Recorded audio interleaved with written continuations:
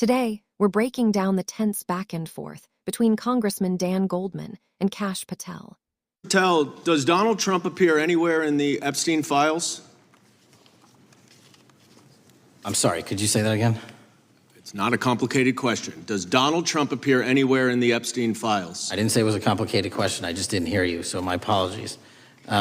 We have released where President Trump's name's in the Epstein files and everybody else, and all credible information that we are legally allowed to release has been released. All right, so let's go through that. You're referring to court orders that prohibit you from releasing grand jury testimony under Rule 6E. Is that what you're referring to when you say as the law allows? That's a piece of it. Really? What other evidence do those three court orders you cited prohibit from being released?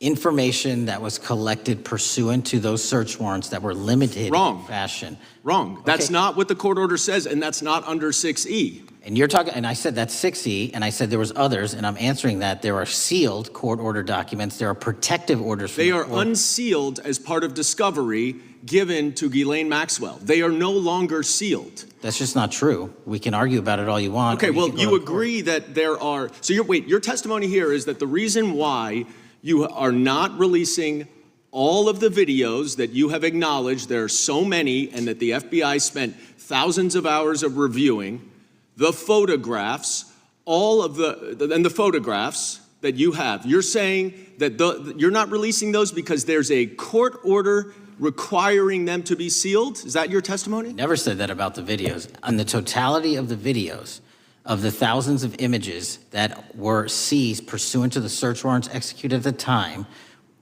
the overwhelming majority of that video is pornographic material that was downloaded from the internet and child sexual abuse material. We will never release that. Well, as you should not release the victims, but if there are videos that relate to others who Epstein trafficked to, such as maybe Prince Andrew, or photographs, that you have total control to release. Yes, and if it exists. And so why haven't you released it? Why are you supposing that that is a fact when in fact it is false? Are you saying that you're saying that none of the videos relate to anything relevant to the Jeffrey Epstein trafficking ring? Every single video that we have collected pursuant to the prior search warrants has been examined for the last 10 years.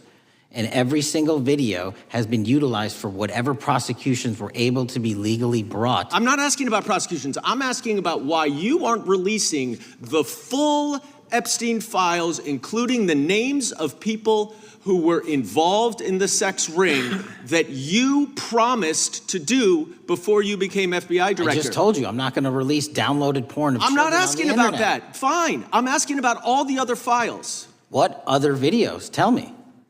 Tell me. That's what I'm asking. Tell me. You're saying there are no videos that would be relevant to anyone else involved in the Jeffrey Epstein sex ring. Pursuant to Mr. Acosta's collection of information based on the search warrants. That's all we have in our possession. And I'm asking you, that stuff. That's all we got. I'm not asking all you got. I'm asking you, in that stuff, there's nothing that's related to any other sex traffic, any other people engaged with Epstein in underage sex. That's correct. To my knowledge, no. Okay. Let's talk about the witness interviews. 302s of witness interviews.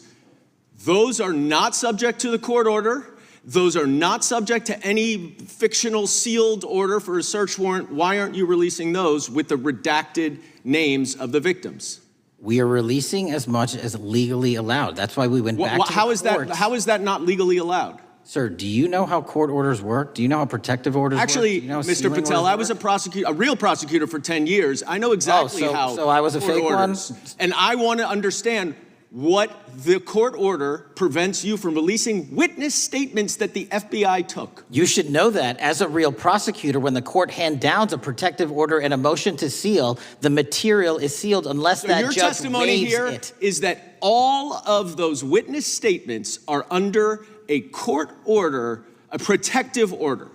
We are providing everything we can legally provide. No, that's not my question. My question is, why are those witness statements that are not grand jury testimony, that if they were under a protective order are no longer under a protective order, Why are they not being released? How are they not And under protective Why order? are you not going to the court like you did for the grand jury testimony to unseal those The records? DOJ did go to the court. No, not on those records. Why aren't you going? You just went on grand jury. Time of the gentleman has expired.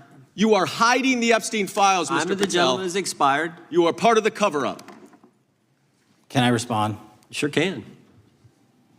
Any allegations that I'm a part of a cover-up to protect child sexual trafficking and victims of human trafficking and sexual crimes is patently and categorically false in the work of my So I hope you will talk to them when they Gentlemen's have time has requested expired. to speak with you. Because the Gentlemen's time has victims have expired. Gentleman requested yields and you are back. not responding to them. Director, yes or no? Is yes. This exchange wasn't just about paperwork or legal technicalities. It was about trust, public trust, and whether the government is actually willing to expose everyone connected to one of the most notorious sex trafficking operations in modern history. Dan Goldman comes into this as a former federal prosecutor. That matters. He knows how court orders work. He knows what Rule 6(e) does and does not cover. And he's clearly not buying what he sees as evasive answers. Kash Patel, on the other hand, positions himself as someone constrained by the law, someone who wants transparency, but claims his hands are tied by court orders, protective orders, and sealed materials.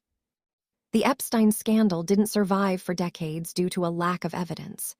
It survived because of hesitation, deference to power, and an institutional instinct to avoid rocking the boat when the people who might fall overboard are wealthy, influential, or politically connected. What Goldman is really challenging here is Patel's credibility as an individual. It's the culture of selective transparency that has defined this case at every stage. A culture where the public is told, "Trust us, we've reviewed everything," while being denied the ability to independently verify those claims. That's not how accountability works in a democracy. When Patel repeatedly falls back on vague references to court orders and protective orders, without clearly explaining why those same barriers haven't been challenged, revisited, or narrowed, it raises a deeply uncomfortable question. If the Department of Justice truly believes full disclosure would change nothing, then why not push harder to make it happen? Because here's the reality: courts respond to motions. Protective orders are not eternal. Seals can be lifted. Redactions exist for a reason. Victims can be protected without shielding potential perpetrators from scrutiny. Goldman understands that. That's why he keeps circling back to witness statements. That's why he presses on 302s. That's why he asks, again and again, why hasn't DOJ even tried? And the lack of a clear answer is telling. This is also why the accusation of a cover-up hits so hard. Not because it's necessarily proven, but because the conditions for one are undeniably present.